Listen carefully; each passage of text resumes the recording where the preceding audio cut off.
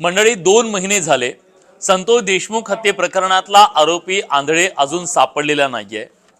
2 महिने झाले सोमनाथ सूर्यवंशीचे मारेकरी त्यांच्यावर कुठलाही गुन्हा दाखल झालेला नाहीये। 4 ते 5 दिवस रांगेत उभं राहून सुद्धा या महाराष्ट्रातल्या शेतकऱ्यांचं सोयाबीन घेतलं जात नाहीये। त्याच्याबद्दलची जी तारीख होती ती उलटून गेली, ती वाढवावी म्हणून राज्यातला शेतकरी आक्रोश करतोय, त्याची दखल घेतली जात नाहीये।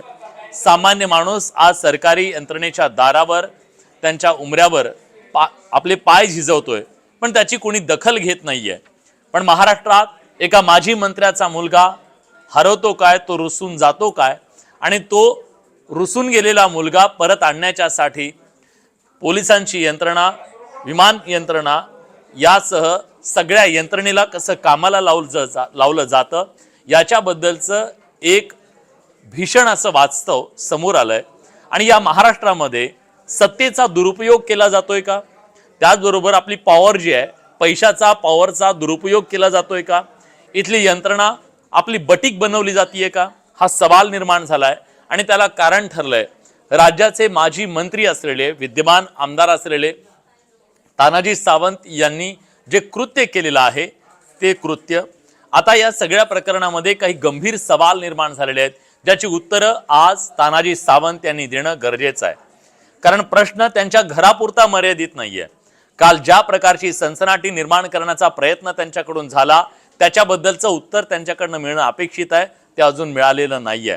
सारवासारव करण्याचा प्रयत्न नक्की होतोय, पण या सगळ्यातलं प्रकरणाचं जे गांभीर्य आहे ते लक्षात घेतला इथल्या यंत्रणेला बटीक बनवण्याचा, तिचा दुरुपयोग करण्याचा प्रयत्न झालाय का, हा गंभीर सवाल यातून निर्माण झालाय।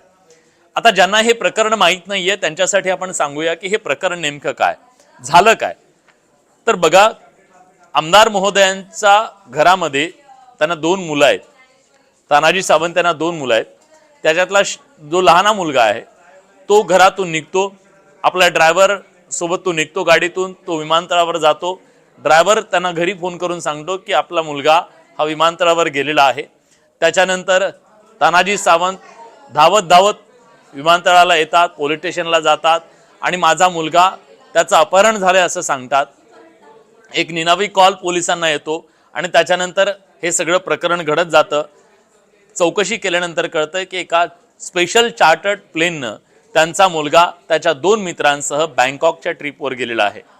आणि त्यानंतर आमदार महोदय पोलिसांवरती दबाव टाकतात। दबाव टाकल्याच्या नंतर अचानकपणे एक गुन्हा दाखल होतो, तो अपहरणाचा गुन्हा दाखल होतो। अपहरणाचा गुन्हा दाखल झाल्याच्या नंतर स्वाभाविकपणे विमानतळ प्राधिकरणाला त्याची दखल घ्यावी लागते आणि मग विमान उड्डयन मंत्रालयाकडून त्याच्याबद्दल ते जे विमान बँकॉकला जाणार होतं ते अर्ध्यातून वळवण्यात आलं, युटर्न घेऊन ते पुन्हा पुण्याच्या दिशेनं आणलं गेलं। त्यानंतर सगळ्यांनी सुटकेचा निश्वास सोडला की तो मुलगा सुखरूप परतला। निश्चितपणे याच्यामध्ये त्याचं अपहरण झालं असतं तर यंत्रणांनी दाखवलेल्या ह्या सगळ्या जी तत्परता आहे त्याच्यात कुठली दुमत नाहीये। पण खरोखरच अपहरण झालं होतं का, अपहरणाचा बनाव केला का, हा बनाव केला असेल तर मग तो कोणी केला, जर तो बनाव केला असेल तर तो कशासाठी केला, विमान परत आणायचं असेल तर FIR महत्वाची होती म्हणून खोटा गुन्हा अपहरणाचा दाखल केला गेला का, असे सवाल या निमित्तानं उपस्थित झालेले आहेत। कारण या सगळ्यामध्ये पोलीस यंत्रणेचे काही तास संपूर्ण यंत्रणा कामाला लागली। एका माजी मंत्र्याच्या मुलाचं अपहरण झाल्याची बातमी न्यूज चॅनलवरती धडकली, सगळ्या चॅनलवर ब्रेकिंग न्यूज आल्या आणि सगळी यंत्रणा खडबडून कामाला लागली। कारण या प्रकरणाचं गांभीर्य अधिक होतं, कारण एका माजी मंत्र्यांचा मुलाचं अपहरण होणं हे इथल्या कायदा सुव्यवस्थेच्या दृष्टीनं घातक होतं। त्यात पुन्हा विमानाची एंट्री झाली, विमानातून ते बँकॉकला गेलेत असं कळलं, मग विमान हायजॅक झाले का, अनेक चर्चा तर्कवितर्क लढवले जाऊ लागले। पण जेव्हा या सगळ्याचं सत्य समोर आलं तेव्हा लक्षात आलं की हा तर घरातल्या रुसव्या फुगड्यांचा एक पोरखेळ होता आणि या पोरखेळामध्ये इथली व्यवस्था पूर्णपणे वापरली गेली, व्यवस्था गंडवली गेली का, आणि इथल्या पूर्ण व्यवस्थेला खऱ्या अर्थानं बटीक बनवलं गेलं का, यातून काही सवाल निर्माण झालेले आहेत। आणि मग जेव्हा ड्रायव्हरने सांगितलं होतं की त्यांचा मुलगा विमानतळावरती गेलेला आहे, मग अपहरणाचा प्रश्न येतो कुठे? मुलगा स्वतः तो 32 वर्षाचा मुलगा आहे, तो स्वतः विमानतळावरती गेलेला आहे।